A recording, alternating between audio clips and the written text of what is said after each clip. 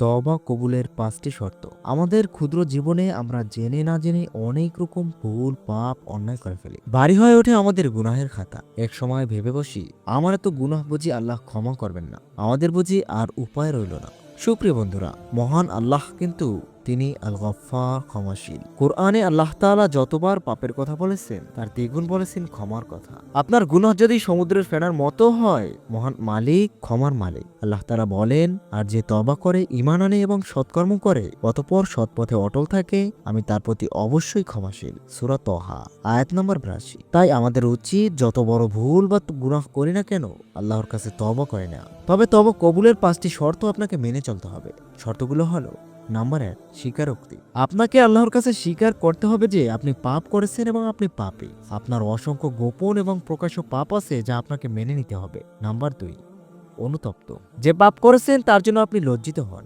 আপনার অন্যায়ের কারণে আপনার অন্তর থেকে অনুতপ্ত বোধ করুন। আল্লাহর কাছে নিজেকে ছোট করে পেশ করুন। বলুন, হে আল্লাহ, আমি আপনার এক পাপী বান্দা, আপনি ক্ষমাশীল, আমি লজ্জিত, আপনি আমাকে মাফ করে দিন। নাম্বার ৩, বন্ধ করুন। যে পাপ কাজ করে ফেলেছেন তা বন্ধ করে দিন। আপনি হয়তো হারাম ব্যবসা করছেন কিংবা সুদ খাচ্ছেন, তার জন্য তওবা করে সুদ খাওয়া চালিয়ে যাচ্ছেন বা হারাম ব্যবসাই করে যাচ্ছেন, তাই তওবা কবুল হবে না। তাই যে পাপ করে আপনি অনুতপ্ত হলেন সে কাজ বন্ধ করে দিন, ছেড়ে দিন। নাম্বার ৪, ঘৃণা। যে পাপ করেছেন তাকে মন থেকে ঘৃণা করুন। নাম্বার ৫, পুনরায় এই কাজ থেকে বিরত থাকুন। যে কারণে তওবা করেছেন পুনরায় সে কাজে লিপ্ত হবেন না। হয়তো কোনো বেগানা নারীর দিকে নজর দিয়েছেন অথবা হারাম ভক্ষণ করেছেন।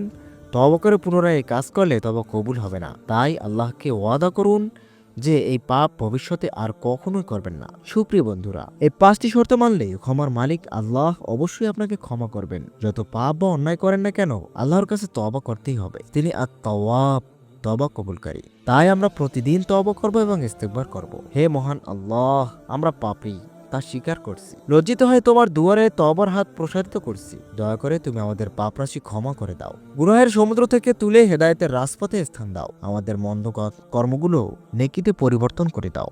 আমিন।